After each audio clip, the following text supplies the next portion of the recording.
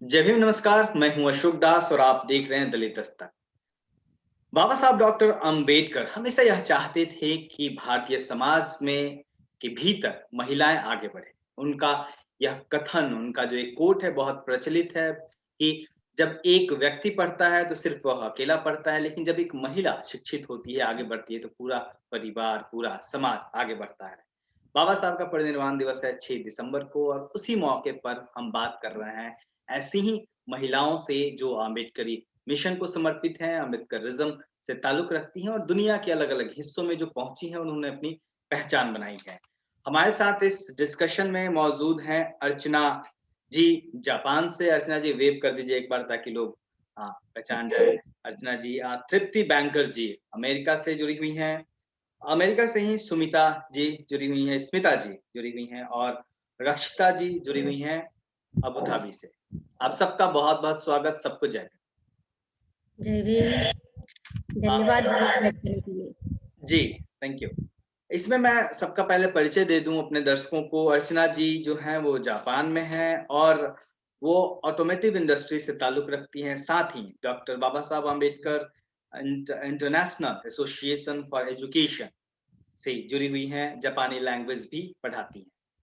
तृप्ति banker जी America से जुड़ी हुई हैं, वह सीनियर सॉफ्टवेयर इंजीनियर हैं, साथ ही वॉलंटियर करती हैं वो Ambedkar association of north America, जिसे आना कहते हैं, आना के नाम से वो काफ़ी फ़ेमस है, तमाम देश के हिस्सों में लोग जानते हैं उसको। साथ ही अम्बेडकर इंटरनेशनल मिशन से एआईएम से भी जुड़ी हुई। अमेरिका से ही स्मिता जी हैं, वो भी सॉफ्टवेयर डेवलपमेंट से में हैं, उस फील्ड में हैं और Ambedkar association of north America आना से जुड़ी हुई हैं, साथ ही वुमेन एम्पावरमेंट के लिए काम करती हैं। अबू धाबी से रक्षिता जी जुड़ी हुई हैं, वो कंप्यूटर एप्लीकेशन में मास्टर हैं, एचआर स्पेशलिस्ट हैं, वॉलंटियर कर रही हैं वो as a general secretary in ILA under ministry of community development and social affairs Abu Dhabi और पिछले 4 सालों में इनको 3 बार पिछले 4 सालों में उनको 4 बार सम्मानित किया जा चुका है, वहाँ के जो एम्बेसडर हैं भारतीय, उनके द्वारा, जो उन्होंने काम किया है सामाजिक काम और दलित दस्तक के मंच पे आप तमाम लोग हैं। आप आप सबसे बात करते हुए मुझे बहुत खुशी हो रही है और ख़ास तौर पे जब बाबा साहब का परिनिर्वाण दिवस है, उसके संध्या पे, पूर्व संध्या पे हम बात कर रहे हैं। सबसे पहले अर्चना जी आपसे शुरू करते हैं। क्योंकि बाबा साहब अम्बेडकर बुद्ध को जोड़ते हैं, तो सबसे नज़दीक फिर हम जापान पहुँच जाते हैं। मैं चाहूँगा कि हमारे जितने पैनलिस्ट हैं, सबके अपने-अपने बारे में अपना इंट्रोडक्शन दें कि किस तरीके से आप लोग पहुँची वहाँ पे और किस तरीके से काम कर रही हैं? सामाजिक संस्थाओं से कब जुड़ी, अम्बेडकर मिशन से वहाँ कब जुड़ी? अर्चना जी, पहले आप। थैंक यू अशोक जी। वैसे बताने लायक मुझे लगता है अभी इतना कुछ नहीं है मेरे पास। जी। ये आवश्यक है कि जब यहाँ पे आई हूँ, कुछ संघर्ष करके आई हूँ। कब पहुँची आप जापान? जी, मैं पहुँची यहाँ पे 2008 में ओके। और उस वक़्त में मेरा बैकग्राउंड ऑटोमोटिव इंजीनियरिंग नहीं था। Hmm, I am not an engineer, okay, I am a BSc. Okay. तो यहाँ पे आने से पहले कुछ समय जापानीज़ पढ़ी थी, जापानीज़ पढ़ने के बाद में यहाँ पे आई, एक स्ट्रगल था स्टार्टिंग में। हुँ, यहाँ पे हैं, 12 साल से हैं और यहाँ पे काफ़ी इंजीनियरों का नेटवर्क है, जिन्होंने Baba Saheb Ambedkar international mission for education यह संस्था बनाई है। तो जब से यहाँ पे आए हैं, उस वक़्त से उस संस्था से हम जुड़े हैं। जी, उस संस्था के माध्यम से बच्चों को जो स्कॉलरशिप पहुँचा देने का जो काम है, हुँ, वो इस संस्था के द्वारा किया जाता है। तो ऑर्गेनाइजेशन की तरफ से कहा जाए तो केजी 1 से लेके तो मास्टर्स तक के जो बच्चे हैं, उनके एजुकेशन के हिसाब से उन्हें मंथली स्कॉलरशिप हुँ, फंड जो है, यह संस्था प्रोवाइड करती है। ओके, इसके अतिरिक्त अभी की जो कभी कुछ हेल्थ रिलेटेड इश्यूज आ जाते हैं, तब उन्हें फाइनेंशियल सपोर्ट किया जाता है। ऐसे छोटे-मोटे सपोर्ट जो है, आज की कंडीशन में हमारी संस्था कर रही है। बट बहुत बड़े पैमाने पे यदि कुछ काम हो रहा है, तो मैं कहना चाहूँगी कि नहीं, अभी तक हम उस लेवल पे नहीं पहुँचे हैं, जहाँ पे हमें पहुँचना चाहिए, जो बाबा साहब का जो मिशन है, हुँ, या शायद बहुत से जी, लोग अभी तक मिशन क्या है, हाँ। उसी चीज़ को समझ नहीं पाए हैं। जी, आशा जी, ये तो एक प्रक्रिया है जिसको रोज़ आंदोलन कभी पूरा नहीं होता। आंदोलन इसीलिए नाम दिया गया है क्योंकि वो अनवरत चलता रहता है। आंदोलन कभी बिल्कुल। खत्म नहीं होते किसी दौर में, किसी वक़्त में। लेकिन जी आपने हाँ। अपनी शुरुआत की है, ये बड़ी बात है। तृप्ति जी, मैं आपके पास आऊँगा। आप अपने बारे में बताएँ, अपना इंट्रोडक्शन किस शहर में हैं आप? किस शहर से जुड़ी हुई हैं अमेरिका? धन्यवाद अशोक जी, आपने हम सबको इनवाइट किया आज, बहुत अच्छा लग रहा है आप सबसे मिलके। तो मैं यहाँ अमेरिका में 2003 आई हूँ जनवरी में और मैं वाईसीसी आई मीन टू से मेरा कंप्यूटर इंजीनियरिंग इंडिया से हो चुका है और मैं वहाँ एमसीसी स्टूडेंट्स को पढ़ाती थी। यहाँ आने के बाद थोड़ा समय बिताने के बाद मैंने अपना जॉब शुरू किया, बट हमारी जो फाउंडर ऑर्गेनाइजेशन है जिसका नाम Ambedkar association of north America है, उसके फाउंडेशन में हम सभी कुछ 8-10 फैमिलीज का बहुत ज़्यादा कंट्रीब्यूशन है, जिसमें से एक फैमिली स्मिता जी की भी है और एक फैमिली हमारी भी है और बहुत सी फैमिलीज है जिन्होंने ये ऑर्गेनाइजेशन खड़ी की है। तो हम जो इस ऑर्गेनाइजेशन से जुड़े हुए हैं और बहुत सारे कार्य अपने हिसाब से करते हैं क्योंकि अमेरिका की लाइफ बहुत ही तेज है। समय ढूंढना बहुत मुश्किल है, फिर भी थोड़ा सा समय निकाल के पे बैक टू सोसाइटी का काम करते हैं। तो छोटी मोटी शुरुआत है, मुझे लगता है कि हर शुरुआत होनी जरूरी है, छोटी हो या बड़ी हो। तो हम सभी प्रकार के कार्यों में अपने ऑर्गेनाइजेशन में वॉलंटियर का काम करते हैं। आप अगर कहे तो बोर्ड मीटिंग होती है हर महीने में, तो उसमें पार्टिसिपेट करते हैं। कोई भी प्रोजेक्ट रहा उसको अप्रूवल करते हैं। तो ये कोई अ, सभी इसमें मिलजुल के काम करते हैं। जैसे मैं आपको अगर करंट अफेयर के बारे में बताऊं, तो हमने काफी सारे ऑर्गेनाइजेशंस को सपोर्ट किया यहाँ से। जब कोविड का समय था तो काफी मार्जिनल कम्युनिटीज अफेक्टेड हुए थे, तो हम सब ने वॉलंटियर किया और इन सब की मदद करने की कोशिश की। ये काम करने के साथ साथ हम पीसफुल प्रोटेस्ट में भी काम करते हैं। अगर कोई जरूरत हो, जैसे अभी Hathras was the prime thing, अभी जो रीसेंट था, तो उसमें भी हमने पीसफुल प्रोटेस्ट किया। तो हम थोड़ी थोड़ी कोशिश कर रहे हैं अपने हिसाब से। तो होपफुली इसको बहुत आगे लेके जाना है। जी, जी। स्मिता जी के पास आने से पहले मैं रक्षिता जी के पास चलूँगा। रक्षिता जी, आप अपने बारे में बताएँ, अबू धाबी में कहाँ हैं आप? और आप किस तरीके से, चूँकि आपका आपके बारे में जो इन्फॉर्मेशन है, आप काफ़ी सोशल वर्क में इंटरेस्टेड हैं, लगातार हुँ, जुड़ी हुई हैं। हुँ। जी, थैंक यू सो मच, धन्यवाद अशोक जी। नमो बुद्धाय, जय भीम आप सभी जी, को। आपने तो मेरे बारे में बैकग्राउंड बता ही दिया सबको। मैं 2008 में अबू धाबी में आई थी।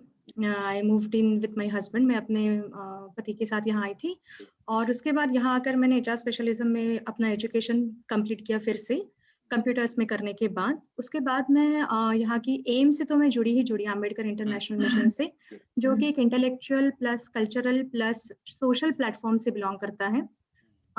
जैसे मैंने बताया कि बिलॉन्ग करता है सोशल प्लेटफ़ॉर्म से, तो हमने बहुत सारी सोशल चीज़ें भी की। जैसे एम ने बहुत सारी अ, डोनेशंस दिए हैं, स्कूल खोलने में उसका योगदान रहा है और बाकी इंटेलेक्चुअल चीज़ें जैसे बच्चों को आगे ले जाना, जो बच्चे जो हमारे देश का भविष्य है, उनको बाबा साहब के विचारों के साथ आगे ले जाने का काम, ये भी हमने इस संस्था के द्वारा किया। मैं पर्सनली वैयक्तिक रूप से और एक संस्था से जुड़ी जिसका नाम है ILA, Indian ladies association, which is comes under ministry of community developments and affairs. Okay. ये संस्था अभी 45 साल अपने पूरे कर चुकी है और ये संस्था, इसका फाउंडर ही इंडियन एम्बेसी मिसेस एम्बेसडर थी।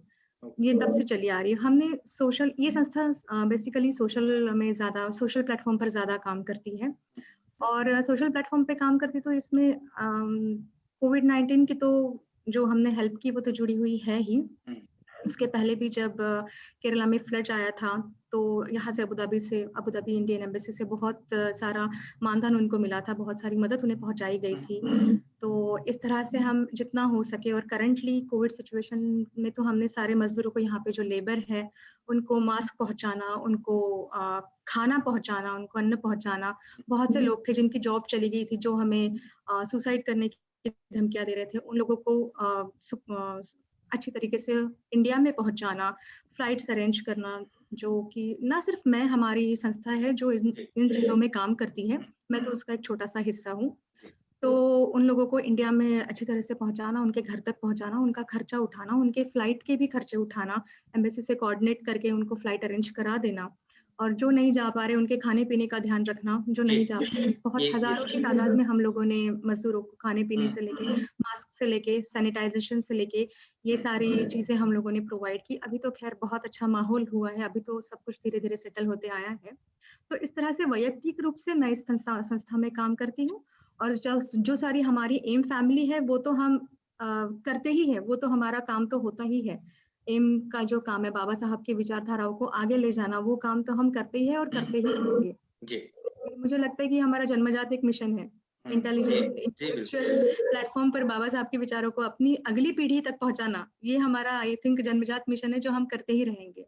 बिल्कुल, ये अम्बेडकरी आंदोलन मैं हमेशा कहता हूँ कि एक रिले दौर है। हम आज लेके चल रहे हैं, फिर आगे आने वाली पीढ़ी को पहुँचाएँगे, तभी वो आंदोलन चलता रहेगा क्योंकि लड़ाई बहुत बड़ी है, चुनौतियाँ बहुत बड़ी हैं। स्मिता जी, आप बताएँ प्लीज़, जी, आप कब जय पहुँचे? भीम। जय भीम।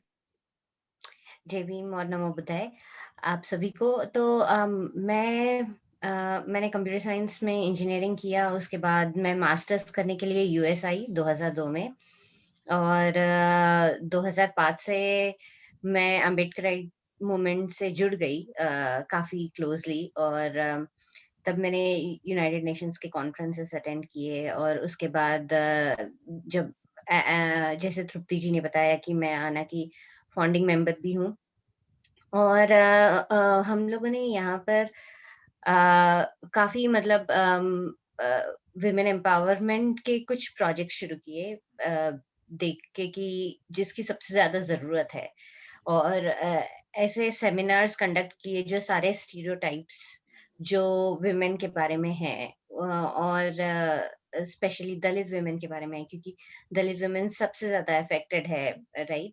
तो जो अत्याचारों को कैसे वो अत्याचारों की कड़ी को कैसे तोड़ना, उसके ऊपर काफ़ी हम लोगों ने मतलब काफ़ी इंडिया में भी प्रोजेक्ट्स चलाए हैं और इवन यूएस में भी हम लोगों ने काफ़ी सेमिनार्स अरेंज किए और मैं दूसरे भी प्लेटफॉर्म से जुड़ी हुई हूँ जैसे इक्वालिटी लैब्स जो सर्वेस कंडक्ट करते हैं और जो विमेन ओरिएंटेड ऑर्गेनाइजेशन है, कंप्लीटली दलित विमेन ओरिएंटेड ऑर्गेनाइजेशन है, तो उनके साथ भी काफ़ी क्लोजली जुड़ी हुई हूँ और बाकी तो आना के एक्टिविटीज आई थिंक तृप्ति जी ने बता ही दिए हैं, तो मैं उनको रिपीट नहीं करना चाहूंगी, पर आपको अगर कोई क्वेश्चंस है तो आप पूछ सकते हैं और हम ज्यादा डिटेल में जा सकते हैं। बिल्कुल, बिल्कुल। मेरा एक सवाल ये है कि जो भारत के बाहर जो अम्बेडकरी आंदोलन चल रहा है, उसमें महिलाएँ किस तरीके से जुड़ी हुई हैं? उनका पार्टिसिपेशन कितना है और वो कितना इम्पोर्टेंट है?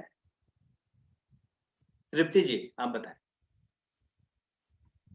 आप देख सकते हैं कि दुनिया में कितनी सारी वुमेन्स फॉरवर्ड आ रही है, तो मुझे लगता है कि इंडिया ने पीछे नहीं रहना चाहिए, हमें भी आगे जाना चाहिए। और इसकी सख्त ज़रूरत इसलिए है क्योंकि सबसे ज़्यादा जैसे स्मिता जी ने कहा कि दलित वुमेन आर अफेक्टेड, क्योंकि अब्यूज़ होता है डोमेस्टिक। अभी जो कोविड का पीरियड था तो काफ़ी सारे सर्वे ये आए थे कि महिलाओं के ऊपर डोमेस्टिक अब्यूज़ काफ़ी हो रहा है इस कोविड के पीरियड में। तो आई थिंक ये सब हो रहा है। आई थिंक हम सबको इसके बारे में आवाज़ उठानी चाहिए।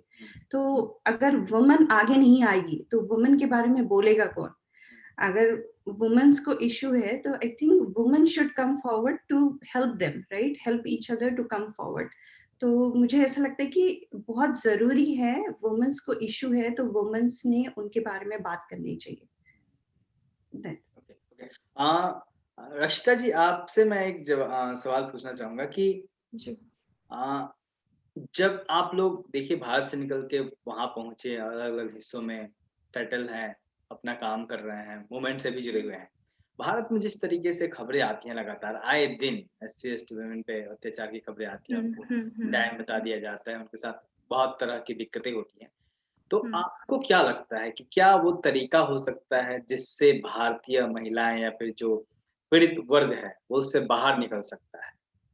आप लोग कैसे देखते हैं? सबसे पहले तो हम इसका जो तरीका आपने पूछा तरीका है इसका वैयक्तिक प्रशिक्षण, वैयक्तिक एजुकेशन, पर्सनल एजुकेशन। देखिए बाबा साहब ने वुमेन एम्पावरमेंट को बहुत ज़्यादा महत्व दिया था। उनकी हर एक भाषण में, हर एक जगह उन्होंने इक्वालिटी दी थी वुमन को, लेडी को एक इक्वालिटी दी थी हमारे समाज में।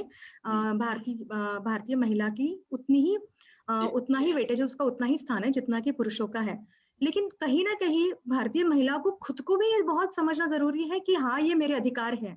उसे ये समझना जरूरी है कि मेरे अधिकार है, और फिर मेरे अधिकार क्या है ये उसे समझना भी बहुत जरूरी है। जब वो समझेगी तो अपने आप उसे हर एक सिचुएशन को सामना करने की ताकत उसे मिलेगी।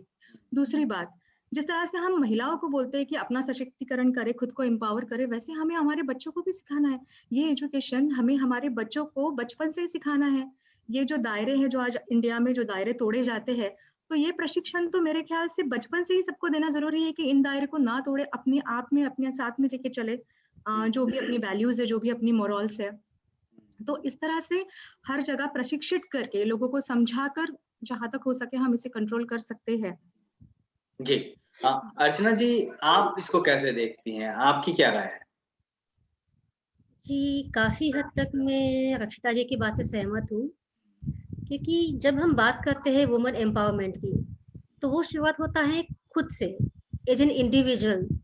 आप खुद को कितना ज़्यादा एम्पावर कर पाए हैं। ज़्यादातर देखा यह जाता है कि वुमेन्स आज भी, चाहे वो पढ़ी लिखी हो या अनपढ़ हो, वो अपनी इंडिविजुअलिटी को लेके उतना ज़्यादा सक्षम अभी भी नहीं है। आज भी वो परिवार के या तो अपने पति या तो पिता, उसी के माध्यम से अपनी आइडेंटिटी को सामने रखती है। यह चीज़ मैंने हमेशा देखी है, ऑब्जर्व किया है कि यदि किसी चीज़ में आपको ओपिनियन देनी है, तो महिलाएं वहाँ पे इंडिविजुअल अपनी ओपिनियन आज भी नहीं देती है। वहाँ पे एज ए फैमिली ओपिनियन दिया जाता है, हस्बैंड एंड वाइफ का नाम साथ में लिखा जाता है, and common opinion should be shared. Why this is so? Each and every individual have their own opinions. तो महिलाओं को भी अपनी ओपिनियन स्ट्रांगली सामने रखना चाहिए, भले ही वह उनके पति से, उनके पिता से ना मिलती जुलती हो। एम्पावरमेंट सबसे पहले तो हमें खुद को ही करना पड़ेगा, एक घर से यह शुरुआत करनी पड़ेगी। बच्चों को भी उसी तरह की ट्रेनिंग देनी होगी कि जो घर की जो महिला है, बेटी है, बहन है, उसका खुद का एक वजूद है, एक अस्तित्व है, और उसकी पहचान ना सिर्फ घर के को होनी चाहिए, बल्कि महिलाओं को भी यह चीज की पहचान होनी बहुत जरूरी है। तभी जाके वह अन्य महिलाओं को सक्षम कर पाएगी। जी अर्चना जी, एक और सवाल है मेरा आप ही से कि आप जापान में हैं, वहाँ बुद्धिज्म का बहुत इम्पोर्टेंस है, भगवान बुद्ध को बहुत लोग मानते हैं। वहाँ बुद्धिज्म में समानता की बात होती है। जब आप वहाँ महिलाओं की स्थिति देखती हैं, है ना?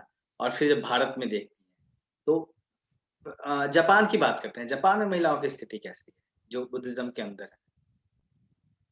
देखिए, जापान में भी कुछ सालों पहले तक सेम स्थिति थी। यहाँ पे भी पुरुष प्रधान जो एक सोसाइटी जो कहते हैं, सेम इंडिया के जैसी सिचुएशन थी। बट रिसेंट ईयर्स में, या जो मेरे फ्रेंड्स है जापानीज फ्रेंड्स, उनसे मैं यदि बात करती हूँ, तो अभी बदलाव आया है। बट कहीं ना कहीं वह जो पुरुष प्रधानता जो रहती है, वो कहीं ना कहीं झलक जाती है। आप कभी मीटिंग्स में जाते हैं या पार्टीज में जाते हैं, तो आपको वह अंतर जो है वो समझ में आता है कि आज भी जो पुरुषों की जो मानसिकता है खुद को वर्चस्व बताने की, वह खत्म नहीं हुई है, कम हुई है। इंडिया के कंपैरिजन में काफी कम हुई है, बट कहीं ना कहीं वो अभी भी नजर आती है। स्मिता जी, भारत में भी अम्बेडकरी आंदोलन चल रहा है। यहाँ पे भी तमाम महिलाएं हैं जो जुड़ी हुई हैं, अम्बेडकरी आंदोलन में लगातार सक्रिय हैं। आप लोग जब उन महिलाओं को देखते हैं वहाँ से काम करते हैं, क्योंकि यहाँ पे चुनौतियाँ ज़्यादा हैं। यहाँ पे घर से निकलने की इजाज़त भी बहुत कम मिलती है ना? बहुत कम फैमिली है जो अपने घर की महिलाओं से कहती है कि ठीक है, आपको करना है तो आप जाओ, अम्बेडकरी मिशन का काम करो। तो जब आप लोग वहाँ से देखते हैं, तो उनके बारे में क्या एक फीलिंग्स होती है? क्या सोचते हैं आप? जी, जैसे आपने बोला कि डेफ़िनेटली यूएस के हिसाब से इंडिया में और ज़्यादा परिस्थितियाँ खराब हैं। और कैसे है कि अ जो घर की कंडीशनिंग होती है, बचपन से ही, जैसे अर्चना जी और रक्षिता जी और तृप्ति जी ने ऑलरेडी बता दिया है कि जो बचपन से ही लड़कियों की और लड़कों की डिफरेंट कंडीशनिंग, मेंटल कंडीशनिंग जो बोल सकते हैं, वो जो कंडीशनिंग होती है जिसके साथ वो ग्रो होते हैं, वो उनको और सप्रेस करती ही रहती है। और यूएस में आके कम से कम या दूसरे देशों में जाके कम से कम हम थोड़ा सा दूसरे विचारधारा से जुड़ते हैं, जैसे ब्लैक लाइव्स मैटर देखते हैं या वुमेन्स मूवमेंट्स देखते हैं, उनसे थोड़ा और ज्यादा सीखते हैं। और यहाँ के पुरुष जो फिर भी पेट्रियार्कल ही है, लेकिन फिर भी उनको वो जिस तरीके से रेस्पेक्ट करते हैं विमेन का, राइट, वो रेस्पेक्ट हमें थोड़ा अलग दिखाई देता है। तो हम एक अलग दुनिया में, हमको एक अलग नजरिया दिखाई देता है। पर इंडिया में वो नजरिया आपको दिखाई ही नहीं देता है, क्योंकि आपको पेट्रियार्की हर जगह पे, मतलब अनकॉन्शियसली, सबकॉन्शियसली हर एक के दिमाग में बैठी हुई है। वो हिंदू मानसिकता, हम बुद्धिज्म में कन्वर्ट होने के बाद भी वो हिंदू मानसिकता हमारे दिमाग से गई नहीं है अभी तक। और वो सब्जुकेशन जो है वो अभी भी वैसा का वैसा ही है। तो डेफिनेटली हम जब ग्रास रूट वर्कर्स के साथ काम करते हैं इंडिया के, तो हमें बहुत कम ऐसे विमेन मिलते हैं जो जाके मतलब विमेन एम्पावरमेंट के वर्कशॉप्स दे सके या खुद उसके बारे में पढ़ाई भी कर सके, क्योंकि मतलब एजुकेशन में भी social education is very different, right. तो वो आई थिंक या जी। अच्छा, मेरा एक सवाल है जो मैं कह सकता हूँ आखिरी सवाल है, और उसका जवाब मैं चाहूंगा कि आप सबको ही दें बारी-बारी से, क्योंकि उसको आप लोगों को, हर किसी के देखने का अपना-अपना तरीका होता है। अ, भारतीय भारतीय समाज में जो महिलाएं हैं, जो आंदोलन चल रहा है, अम्बेडकरी आंदोलन चल रहा है खास तौर पे, उसको आप लोग वहां से देखते हैं, है ना?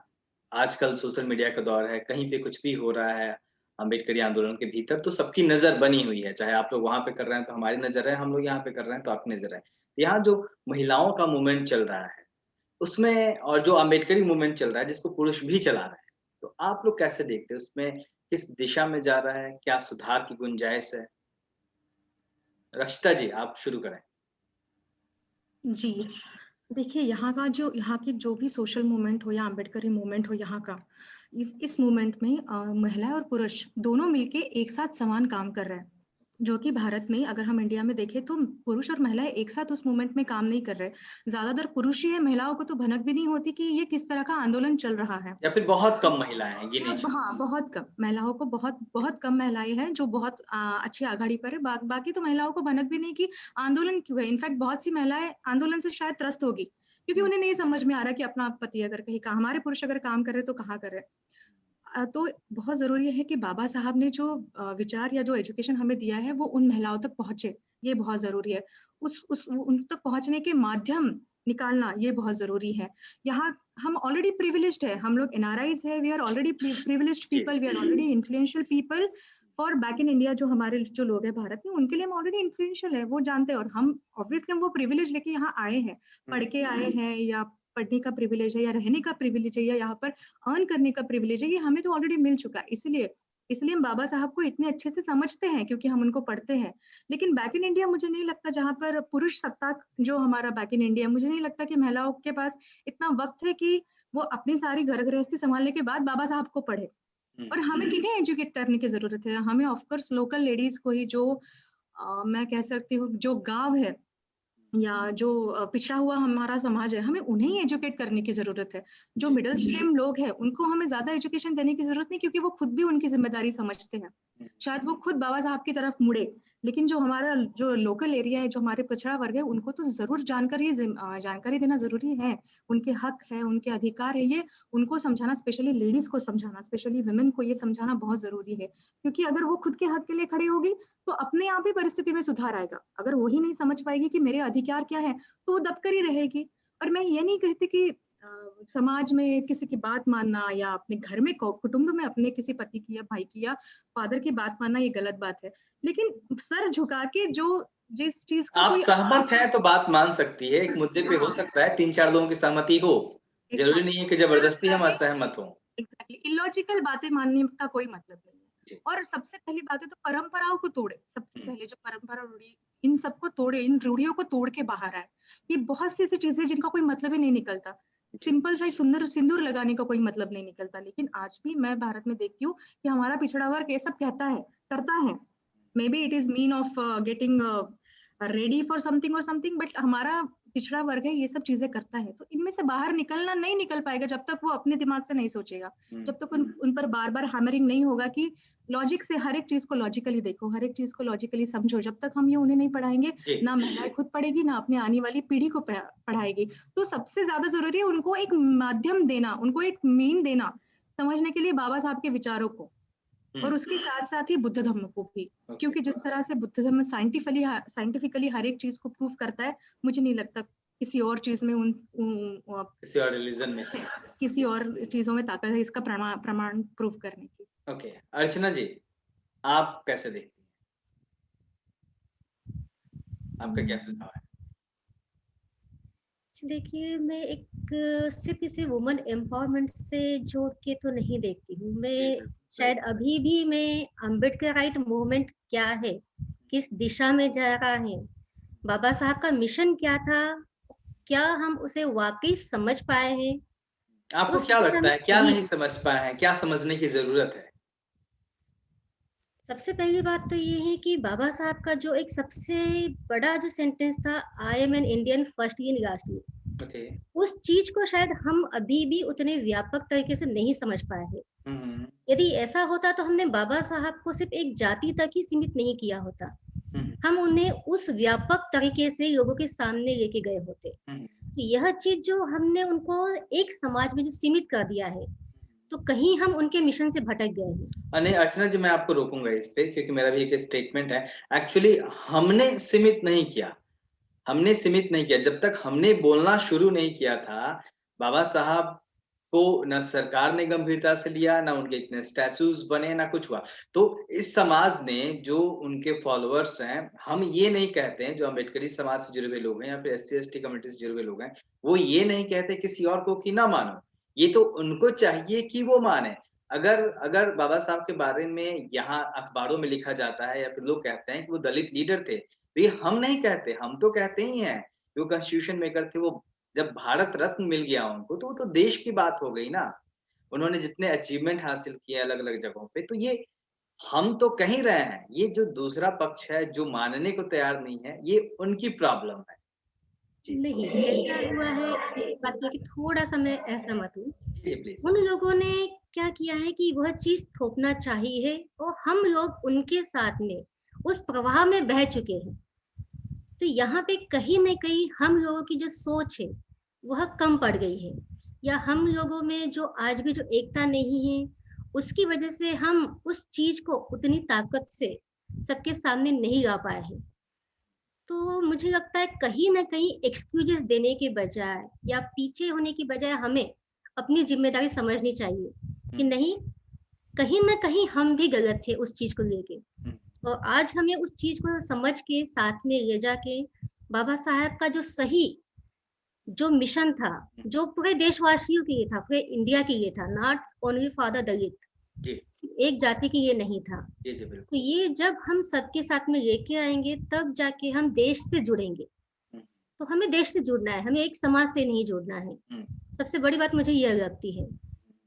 और अभी भी मैं जैसे बाकी सभी तो काफ़ी संस्थाओं से जुड़े हुए हैं, मैं अभी भी सोच-विचार में हूँ कि मुझे करना क्या है? नहीं, बिल्कुल, मिशन ये बिल्कुल। है। बिल्कुल, बाबा बिल्कुल। साहब की जो और एक्चुअली छोटी-छोटी एक्चुअली चीज़ें थी। इस पे देश से जुड़ने की बात होती है, तो हमें दक्षिण टोले में इसी देश के लोगों ने बसाया, हमें गाँव के किनारे इसी देश के लोगों ने धकेला।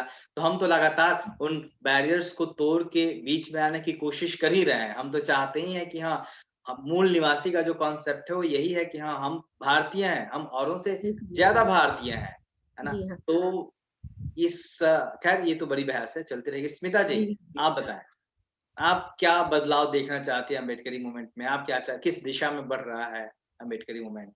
और उसमें महिलाओं की भागीदारी को कैसे देखते जी, जी। अम्बेडकरी मूवमेंट मेरे ख़्याल से अ जिस तेज़ी से बढ़ना चाहिए था बाबा साहेब के जाने के बाद मेरे ख़्याल से उतना तेज़ी से नहीं बढ़ा है। आप जिस तरीके से अगर आप आरएसएस का ग्रोथ देखते हैं, हुँ, जो 1923 1927 से हुआ है, एक 100 साल के 100 साल से पहले उन्होंने पावर हासिल किया और they have so much power right now in मतलब आप हर एक पिलर ऑफ डेमोक्रेसी अगर देख लें, तो हर एक पिलर ऑफ डेमोक्रेसी में उन्होंने पावर हासिल किया हुआ है। खैर अपने लोगों में उस तरीके का एजुकेशन शायद पहले नहीं था, तो उस तरीके से हम ग्रो नहीं हो पाए पहले 15-20 सालों में या 25-30 सालों में। लेकिन अभी जो अपने एजुकेटेड लोग हैं, वो सोशल एजुकेशन को उतना सीरियसली नहीं लेते हैं, ऐसा मुझे लगता है। और उस मूवमेंट को जिस तेजी से, जिस तीव्रता से, जिस तरीके से बाबा साहेब की सोच है, उसको आगे लेके जाना चाहिए। वो मुझे उस तीव्रता से नहीं जा रहा है, ऐसे मुझे लगता है। और विमेन पार्टिसिपेशन तो बहुत बहुत बहुत अनिवार्य है, और वो बहुत हद तक लैकिंग है, स्पेसिफिकली इंडिया में। और दूसरे देशों में भी, ऐसा मैं नहीं बोलती कि विमेन पार्टिसिपेशन 50-50 दूसरे देशों में है, लेकिन इंडिया में तो बहुत लैकिंग है। मतलब आप एक स्टेज पे अगर 10 मेन स्पीकर्स है, तो उसमें 10 विमेन स्पीकर्स भी चाहिए। उतने स्पीकर्स क्या हम रेडी कर पा रहे हैं या नहीं कर पा रहे हैं, तो क्यों नहीं कर पाए हैं अभी तक?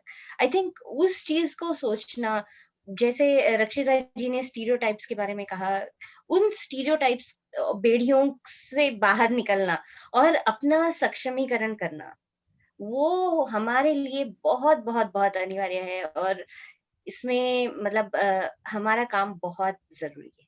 जी, तृप्ति जी।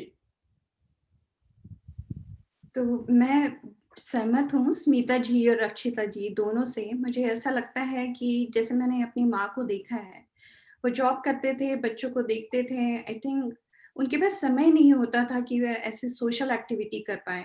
आई थिंक जब हम यहाँ आए तो मुझे लगता है कि महेश या मेरे पति मुझे हेल्प करते हैं। इस तरह की अगर आप मदद करें इंडिया में वुमेन्स को, उनका हाथ बटाएं, उनकी रिस्पॉन्सिबिलिटी थोड़ी ले, तो उनसे उनका काम थोड़ा बढ़ जाएगा, और उन्हें ये सब काम करने के लिए एनकरेज कीजिए, घर से एनकरेज कीजिए। जब आप कहीं जाते हैं, किसी प्रोटेस्ट में जा रहे हैं, तो अपने वुमेन्स को साथ लेकर जाइए, बताइए कि उनका क्या इम्पोर्टेंस है, उनके आने से क्या इफेक्ट हो सकता है। तो ये मुझे लगता है कि लोगों ने अपने घर से शुरुआत करनी चाहिए। काफी अर्बन साइड में काफी लोग एजुकेटेड है, पर रूरल में अभी भी परिस्थिति बहुत गंभीर है। तो मुझे ऐसा लगता है कि जब लोग जॉब हो जाती है, अच्छे घरों में रहते हैं, कार आ जाती है, तो सोशल इश्यूज को भूलना नहीं चाहिए। मुझे लगता है कि पे बैक टू सोसाइटी का जो हमारा नारा है, उसमें सच में अगर 20% या 30% लोगों ने ध्यान दिया, तो काफी कुछ अचीव कर सकते हैं। तो मेरा सबसे यही निवेदन है कि पुरुषों ने अगर अपने वुमेन्स को हेल्प की है बैक होम, तो काफी कुछ वुमेन्स काफी कुछ कर सकते हैं। तो इस पूरी चर्चा में जो एक निकल के आ रही है बात कि हाँ, अगर घर के पुरुष चाहें तो महिलाएं भी आंदोलन में समान रूप से सहभागी बनेंगी और उसका बेहतर एक समाज को, पूरे समाज को लाभ मिल सकेगा। आप सबने बहुत वक्त दिया अपना कीमती, आप सबका बहुत-बहुत धन्यवाद। आप सबको जय हिंद।